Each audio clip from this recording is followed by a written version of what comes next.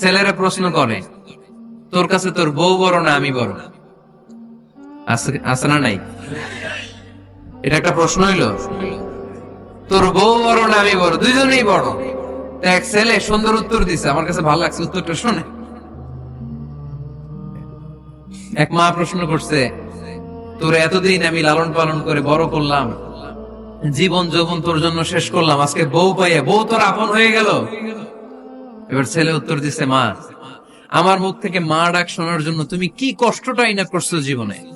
10 মাস আমারে পেটে ধারণ করলা, খাইতে পারো নাই, বমি করছো, খালি ওষুধ খাইছো, তোমার পেট কেটে আমারে বের করা হয়েছে, 2 বছর আমারে দুধ খাওয়াইছো, পেশাব পায়খানা পরিষ্কার করেছো।